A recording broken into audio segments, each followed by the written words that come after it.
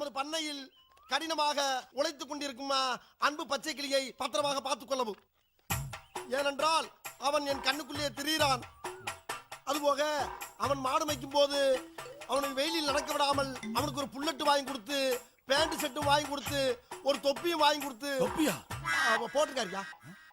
அவனை அவனை அழகு பார்க்குமாறு மிக தாழ்மையுடன் கேட்டுக்கொள்கிறேன்.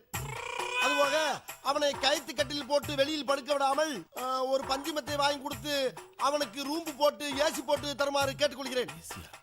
இவ்வளவும் போக ஒரு முக்கிய குறிப்பு, நமது குடும்பத்துக்காக கடினமாக உழைத்துக் கொண்டிருக்கும் அந்த ஒப்பற்ற ஜீவனை நாம் பத்திரமாக பார்த்துக் கொள்ள வேண்டும்.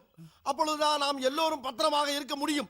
ஏண்டா மொத்தமே 4 வரி தான் இருக்கு. 4 வரி தான், ஆனா கூட்டெழுத்துல எழுதிருக்காரு அவரு. கூட்டெழுத்தா? அதுடா கூட்டெழுத்து. நான் படிச்சிருக்கல கூட்டெழுத்து.